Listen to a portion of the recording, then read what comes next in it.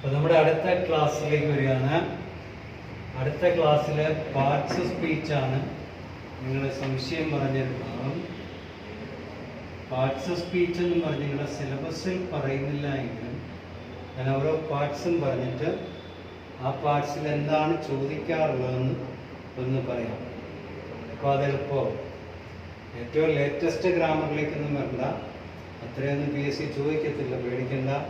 Latest ആണെങ്കിൽ 10ഓളം parts സ്പീച്ചൊക്കെ പറയുന്നുണ്ട്, അതൊന്നും ചോദിക്കത്തില്ല. സാധാരണ ചോദിച്ചു വരുന്നത് ഒന്നാമത്തെ പാർട്സ് നൗൺ എന്നുള്ളതാണ്. ഇനി നൗണിൻ്റെ എന്തൊക്കെ ചോദ്യം ചോദിക്കാം? നൗൺ എന്ന് പറയുന്നത് ഒരു സെൻറ്റൻസിൽ സബ്ജക്റ്റിൻ്റെ സ്ഥാനത്തോ ഓബ്ജക്റ്റിൻ്റെ സ്ഥാനത്തോ വരത്തേ ഉള്ളൂ. സബ്ജക്റ്റ് അല്ലേ ഓബ്ജക്റ്റിൻ്റെ സ്ഥാനത്ത്. ഇപ്പോൾ ജോൺ റൈറ്റ്സ് വെൽ, ജോൺ എന്നത് നൗണാണ്. റൈറ്റ്സ് വെൽ അവിടെ ഓബ്ജക്റ്റ് ഇല്ല. ജോൺ കോൾഡ് രവി, രവി എന്നുള്ളത് നൗണാണ്. ഇനി പ്ലേസ് ആയാലും മതി. ഹി വിസിറ്റഡ് ചൈന എന്ന് പറയുകയാണെങ്കിൽ ഹി എന്നുള്ള സബ്ജക്റ്റ് വിസിറ്റഡ് ചൈന. ഇനി PSC ചോദിക്കുന്ന നൗണിൻ്റെ ഒന്നാമത്തെ part male female, male female അവിടെ അതിൽ വ്യത്യസ്തമായി വരുന്നത് ഒന്ന് നോക്കി വെച്ചാൽ മതി. മെയിൽ ഫീമെയിൽ വ്യത്യസ്തമായി വരുന്നത് ഇത് മനുഷ്യനുമുണ്ട് മൃഗങ്ങൾക്കുമുണ്ട്. ഇങ്ങനെയുള്ള എല്ലാത്തിനും മെയിലും ഫീമെയിലും വരാറുണ്ട്. നിങ്ങൾ ഉപയോഗിക്കുന്ന ഏതെങ്കിലും ടെക്സ്റ്റുകളിലെല്ലാം ഇത് ഇഷ്ടംപോലെ ലിസ്റ്റുണ്ട്. അത്രയൊന്നും വേണ്ട. നമ്മുടെ സാധാരണ കോമൺ ആയിട്ട് വരുന്ന മെയിൽ ഫീമെയിലിൽ ചില ഇറഗുലർ വരും. അപ്പോൾ ആ ഇറഗുലർ വരുമ്പോൾ ഉദാഹരണത്തിന് വോക്സ് എന്ന് പറഞ്ഞിട്ട് വോക്സൺ എന്ന് കൊടുത്തത് വോക്സൺ അല്ല, അത് വേറെയാണ്. അപ്പോൾ അങ്ങനെയുള്ളതൊക്കെ സൂക്ഷിക്കുക. അപ്പോൾ മെയിൽ ഫീമെയിൽ, ഇപ്പോൾ ഫാദർ മദർ ഇതൊക്കെ വരും. ഇവിടെ ഒരു കുഴപ്പം വരുന്നത് മാസ്കുലിൻ ജെൻഡർ ഫെമിനിൻ ജെൻഡർ എന്ന് പറഞ്ഞ് നമ്മൾ പഠിക്കും. മാസ്കുലിൻ ജെൻഡർ ഫെമിനിൻ ജെൻഡർ, എന്നാൽ ഇതിൽ വരാത്ത ചിലത് അവർ ചോദിച്ചിട്ടുണ്ട്. ഫെമിനിൻ ജെൻഡർ ഉദാഹരണം ഇപ്പോൾ പേരൻറ്റ് അല്ലെങ്കിൽ ചൈൽഡ്, ഇതൊക്കെ PSC ചോദിച്ചാണ്. ഇത് മെയിലാണോ ഫീമെയിലാണോ എന്ന് ചോദിക്കാം. ഇങ്ങനെ ഐദർ മെയിൽ ഓർ ഫീമെയിൽ, മെയിലാകാം ഫീമെയിലാകാം. ഇതിനെ നമ്മൾ വിളിക്കുന്നത് കോമൺ ജെൻഡർ എന്ന്. Common gender. എന്നാൽ മെയിലോ ഫീമെയിലോ ഇല്ലാത്തതാണെങ്കിൽ ഇപ്പോൾ ടേബിൾ, ഡെസ്ക്, ഇതിനെ നമ്മൾ ന്യൂട്ടർ ജെൻഡർ. ഒരു child is an example of ചോദിച്ചതാണ്. അവിടെ മാസ്കുലിൻ അല്ല, ഫെമിനിൻ അല്ല, കോമൺ ആണ്. കസിൻ ചോദിച്ചപ്പോൾ ചോദിച്ചതാണ്. കസിൻ മാസ്കുലിൻ അല്ല, ഫെമിനിൻ അല്ല, എങ്കിൽ രണ്ടുമാണ്. അപ്പോൾ അങ്ങനെ വരുന്നതിന് കോമൺ, രണ്ടുമില്ലാത്തതിനെ ന്യൂട്ടർ. ഇതാണ് മെയിൽ ഫീമെയിൽ എന്ന് പറഞ്ഞ ഒരു ഏരിയ നോക്കുക. പിന്നെ രണ്ടാമത്തെ ഏരിയ എന്ന് പറയുന്നത് singular plural. Singular plural, singular plural. Singular പ്ലൂറല്ല ഈ വാക്കുകളൊന്ന് ശ്രദ്ധിക്കണം. IS അവസാനിക്കുകയാണെങ്കിൽ ES ആവും. Crisis, crises, basis, bases, oasis, oases. UM അവസാനിക്കുകയാണെങ്കിൽ A ആവും. Datum, data, stadium, stadia. അത് ചോദിച്ചപ്പോൾ സംശയം ഉണ്ടായിട്ടുള്ളതാണ്. സ്റ്റേഡിയംസ് അല്ല, stadia. Datum, data, memorandum, memoranda. ഇങ്ങനെയുള്ള വാക്കുകളാണ് അതിൽ ചോദിക്കാറുള്ളത്. ഇനി US അവസാനിക്കുകയാണെങ്കിൽ അത് I ആവും. അവിടെ ഒരു ഐ ഉണ്ടെങ്കിൽ പോലും വീണ്ടും ഒരു ഐ ഇടണം. ഇപ്പം ജീനിയസ് എന്ന വേർഡ് വരികയാണെങ്കിൽ GENI, GENI. ഇത് മൂന്നുമാണ് മെയിനായിട്ട് നോക്കേണ്ടത്. ഇതാണ് PSC ചോദിക്കുന്നത്. ഇപ്പം നൗണിന് നമ്മൾ ജെൻഡറുണ്ട്, സിംഗുലർ പ്ലൂറലുണ്ട്. ഇത് രണ്ടുമാണ് നൗണിൻ്റെ ഏറ്റവും ഒന്നാമത് വരാവുന്ന രണ്ട് ഏരിയ ഉള്ളത്. ഇനി രണ്ടാമത്തത് നൗണിനെ വിശേഷിപ്പിക്കുന്ന അഡ്ജക്റ്റീവ്.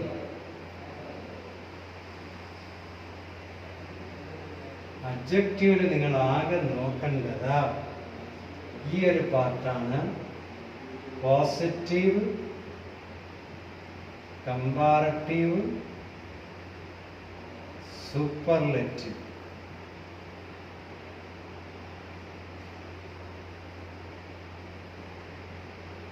ഇവിടെ ആസ് ഡാഷ് ആസ് എന്നോ സോ ഡാഷ് ആസ് എന്നോ ഉണ്ടെങ്കിൽ പോസിറ്റീവ് ഫോം വയ്ക്കുക. John is as tall as Hari. John is not so tall as Hari. കമ്പാരറ്റീവിലാണെങ്കിൽ ഞാൻ വയ്ക്കുക. സൂപ്പർലേറ്റീവിലാണെങ്കിൽ ദ പ്ലസ് ആ ഫോമാണ് വരുന്നത്. ഇപ്പോൾ ഗുഡിൻ്റെ ആണെങ്കിൽ ഗുഡ്, ബെറ്റർ, ബെസ്റ്റ്. ബാഡ് ആണെങ്കിൽ ബാഡ്, വേഴ്സ്, വേഴ്സ്റ്റ്. ഇനി ഇല്ലാത്തൊരു വാക്ക് വരികയാണെങ്കിൽ മോറും മോസ്റ്റും ചേർക്കും. Beautiful, more beautiful, most beautiful. അവിടെയൊക്കെ നമ്മൾ ഇതിലേത് വെക്കുമെന്ന് ചോദിച്ചാൽ ഇത് നോക്കിയാൽ എളുപ്പമാണ്. പോസിറ്റീവ് അല്ല പഠിക്കുന്നവരെല്ലാം PSC ചോദിക്കുമ്പോൾ ഇങ്ങനെ വന്നാൽ ബ്ലാങ്ക് ആണെങ്കിൽ അവിടെ പോസിറ്റീവാണ്. ഇപ്പോൾ ഹീ സോ ടോളർ ആസ് ഐ എന്ന് എഴുതിയാൽ തെറ്റാണ്.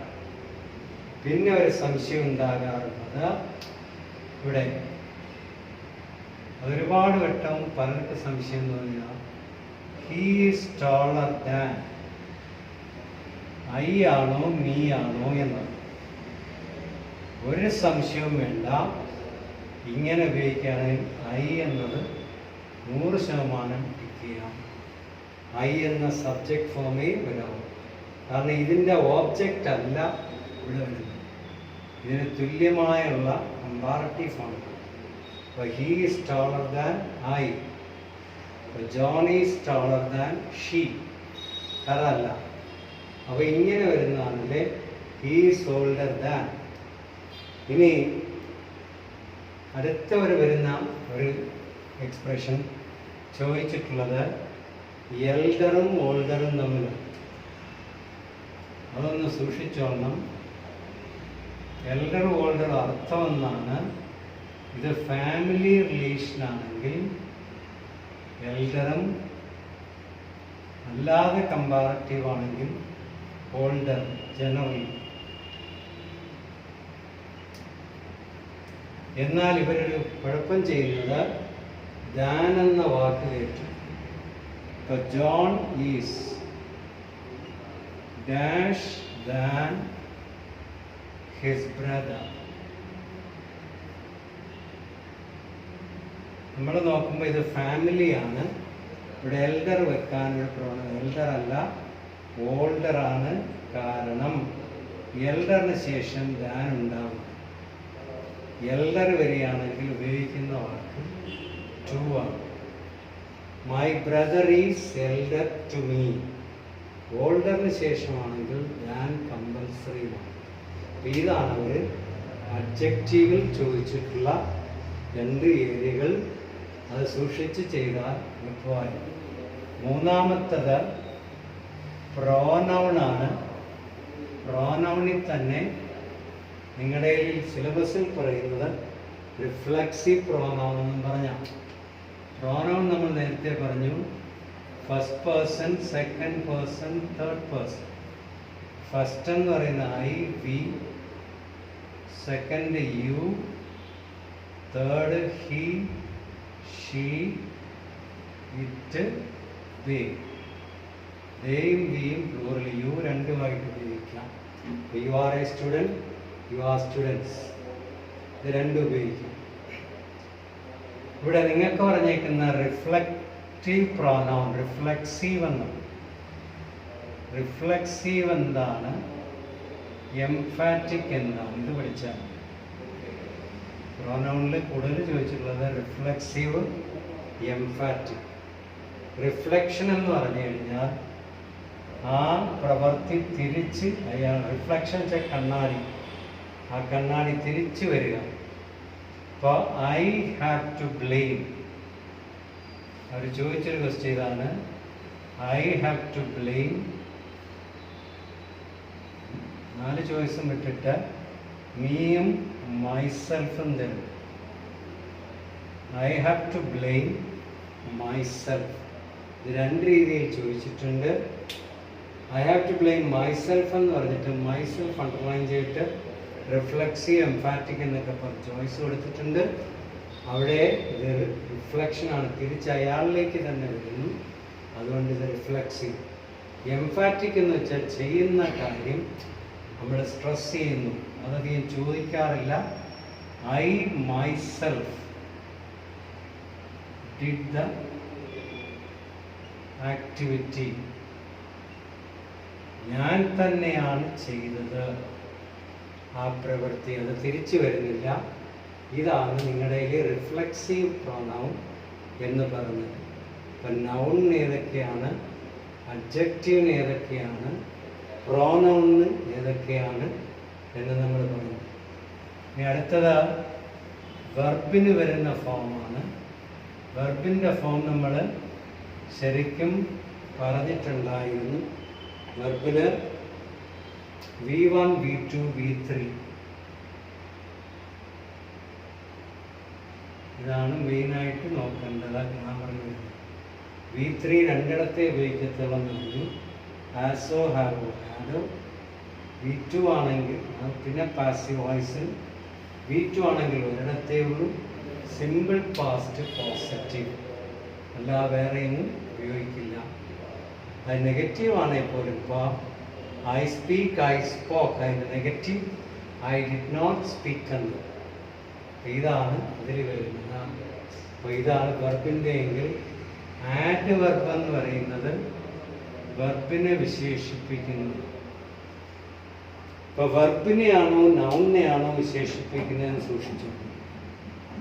ഇപ്പോൾ smart students are going out, smart എന്ന് പറയുമ്പോഴത്തേക്ക് smart students are going out എന്ന് പറയുമ്പോൾ ആ സ്റ്റുഡൻസിനെയാണ് വിശേഷിപ്പിക്കുന്നത്. ദേ ആർ റൈറ്റിംഗ് വെൽ, റൈറ്റിങ്ങിനെയാണ് വിശേഷിപ്പിക്കുന്നത്, അതിനെ ആഡ്വർബാണ്. ഈ 4 കൂടെ ചേർത്ത് ഒരു ചോദ്യം ചോദിക്കാറുണ്ട്. എങ്ങനെയാണെന്ന് വെച്ചാൽ ഒരു സെൻറ്റൻസ് തന്നിട്ട് ഹീ റൺസ് ഫാസ്റ്റ്, ഈ ഫാസ്റ്റ് അണ്ടർലൈൻ ചെയ്തിട്ട് is an example of noun, adjective, verb, adverb. ഇവിടെ നോക്കേണ്ടത് ഹീ അല്ല വിശേഷിപ്പിക്കുന്നത്, അവൻ്റെ ഓട്ടത്തെയാണ്, അതുകൊണ്ട് ആഡ്വർബ് എന്നുള്ളതാണ് വരുന്നത്. അപ്പോൾ ഇങ്ങനെയുള്ള വാക്കാണ് സൂക്ഷിക്കുന്നത്, ആഡ്വർബ്. പിന്നെ നമുക്ക് വരുന്നത് പ്രിപ്പോസിഷൻ എന്നുള്ളതാണ്. പ്രിപ്പോസിഷൻ എന്ന് പറയുന്നത് നിങ്ങൾ നോക്കുമ്പോൾ ശ്രദ്ധിക്കാവുന്നത്, പ്രിപ്പോസിഷൻ 2 ഏരിയയിൽ നിന്നേ സാധാരണ PSC ചോദിക്കും. 3 ഏരിയ ഉണ്ട് പ്രിപ്പോസിഷൻ പഠിക്കുമ്പോൾ. ഒന്നെന്ന് പറയുന്നത് വേർഡ്സ് ഫോളോഡ് ബൈ പ്രിപ്പോസിഷൻ, ആ വാക്ക് വന്നാൽ ആ പ്രിപ്പോസിഷൻ നിർബന്ധമാണ്. ഏറ്റവും കൂടുതൽ ചോദിച്ചിട്ടുള്ള അപ്പോൾ കൺഗ്രാജുലേറ്റ് വന്നാൽ ഓണെന്നാണ്. I congratulated him for his success എന്ന് പറഞ്ഞാൽ തെറ്റ്, ഓൺ ഹിസ് സക്സസ്. അപ്പോൾ കൺഗ്രാജുലേറ്റ് വന്നാൽ ഓൺ, എബൈഡ് വന്നാൽ by, recover from, refrain from, abstain from, ഇങ്ങനെയുള്ള വാക്കുകൾ വന്നാൽ നിർബന്ധമായി. രണ്ടാമത്തേന്ന് പറയുന്നത് പ്രിപ്പോസിഷണൽ ഫ്രേസ് എന്ന്. ഇത് രണ്ടും ചോദിക്കാറുണ്ട്. പ്രിപ്പോസിഷണൽ ഫ്രേസ് എന്ന് പറഞ്ഞാൽ ആ വാക്കിനൊരർത്ഥം കാണും, പക്ഷേ പ്രിപ്പോസിഷൻ വെക്കുന്നതനുസരിച്ച് അർത്ഥം മാറും. കോൾ വിളിക്കുക എന്നാണ്, കോൾ ഓൺ എന്നായപ്പോൾ വിസിറ്റ് എ പേഴ്സൺ എന്നായി, കോൾ അറ്റ് എന്നായപ്പോൾ വിസിറ്റ് എ പ്ലേസ് എന്നായി, കോൾ ഔട്ട് എന്ന് പറഞ്ഞാൽ ഷൗട്ട് എന്നായി, കോൾ ഫോർ എന്ന് വെച്ചാൽ ഡിമാൻഡായി. അങ്ങനെയുള്ള വാക്കുകളാണ് പ്രിപ്പോസിഷണൽ ഫ്രേസ്. മൂന്നാമത്തത് ചോദിക്കാറില്ല, യൂസ് ഓഫ് പ്രിപ്പോസിഷൻ എന്ന് പറയും. അത് സമയം കാണിക്കാനും സ്ഥലം കാണിക്കാനും ഏജന്റ് കാണിക്കും. ഏജന്റ് നമ്മൾ ക്ലാസ്സിൽ പഠിച്ച I am writing with a pen എന്ന് പറയുമ്പോൾ പെൻ അവിടെ ഏജന്റാണ്. ഈ ഗെറ്റ്സ് അപ്പ് അറ്റ് 4 o'clock എന്ന് പറഞ്ഞാൽ ടൈമാണ്. They are going to Trivandrum എന്നുള്ള പ്ലേസ്. ഇത് PSC ചോദിക്കാറില്ല. ഇത് രണ്ടും പ്രീവിയസ് ക്വസ്റ്റ്യനിൽ എന്നത് ഇതൊന്ന് തിരിച്ചറിഞ്ഞാൽ നമുക്ക് വളരെ എളുപ്പമായി. പിന്നെ അടുത്തത് ഈ പ്രിപ്പോസിഷൻ കഴിഞ്ഞാലുള്ളത് കൺജങ്ഷൻ എന്നുള്ളതാണ്. കൺജങ്ഷൻ വരുമ്പോൾ ഓർത്തിരിക്കേണ്ടത് കൺജങ്ഷൻ എന്ന് പറയുന്നത് കൂട്ടിച്ചേർക്കുന്ന ആൻഡ് എന്ന് പറയും. പക്ഷെ ഇതല്ല ചോദിക്കുന്നത്. ചില കൺജങ്ഷൻ വന്നാൽ ചിലത് വന്നിരിക്കണം. അപ്പോൾ ഒരുപാട് പേര് തെറ്റിക്കുന്നത് ബിറ്റ്വീൻ വന്നാൽ ആൻഡ് ആണ്, ഫ്രം വന്നാൽ ടു ആണ്, നോട്ട് ഓൺലി വന്നാൽ ബട്ട് ഓൾസോ. ഇനി പറയുന്നത് സൂക്ഷിച്ചോളണം. ഹാർഡ്ലി വന്നാൽ, ഹാർഡ്ലിയോ സ്കേഴ്സ്ലിയോ വന്നാൽ കണക്റ്റിംഗ് വേർഡ് വെന്നാണ്. എന്നാൽ നോ സൂണർ വന്നാൽ ദാനാണ്. ടു വന്നാൽ ടു ആണ്. അപ്പോൾ ഇതാണ് സൂക്ഷിക്കേണ്ട കൺജങ്ഷൻസ്. ഇതിൽ ഏറ്റവും കൂടുതൽ ചോദിച്ചിട്ടുള്ള ഇതാണ് ഹാർഡ്ലി, സ്കേഴ്സ്ലി, നോ സൂണർ. ദാറ്റല്ല, സോറി, ദാൻ എന്നുള്ള. അപ്പോൾ ഹാർഡ്ലി വന്നാൽ ദാൻ, സ്കേഴ്സ്ലി വന്നാൽ ദാൻ, നോ സൂണർ വന്നാൽ ദാൻ. ഇത് തിരിച്ചുപയോഗിക്കൽ ഹാർഡ്ലി വന്നാൽ ദാനെന്നോ നോ സൂണർ വന്നാൽ ദാനെന്നോ ഉപയോഗിക്കാൻ പാടില്ല. ഇതാണ് കൺജങ്ഷൻ എന്നുള്ള ആ 7ാമത്തെ പാർട്ട് വരുന്നത്. നമ്മൾ നോക്കി വന്നത്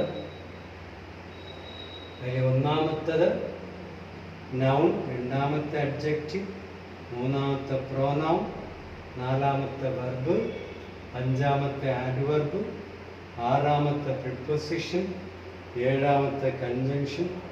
ഇനി 8ാമത് ഒരെണ്ണമേ ഉള്ളൂ. അതിലൊരു ഒറ്റപ്പെട്ട ക്വസ്റ്റ്യൻ ഇവിടെയൊക്കെ വന്നിട്ടുണ്ട്. ഇന്റർജെക്ഷൻ എന്തുവാണെന്ന് പലർക്ക് സംശയം തോന്നിയിട്ടുണ്ട്. അത് എക്സാമ്പിളായിട്ട് ചോദിച്ചിട്ടുമുണ്ട്.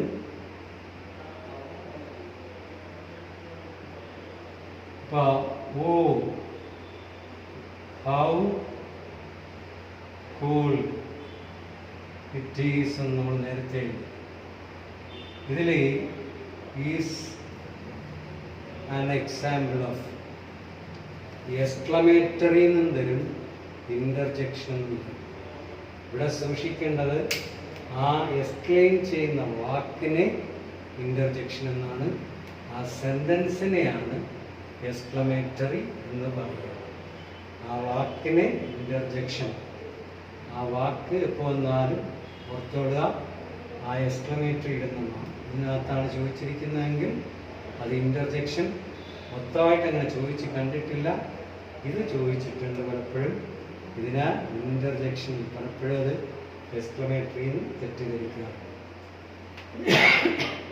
ഇങ്ങനെ 8 പാർട്സ് സ്പീച്ചാണ് ഉള്ളത്.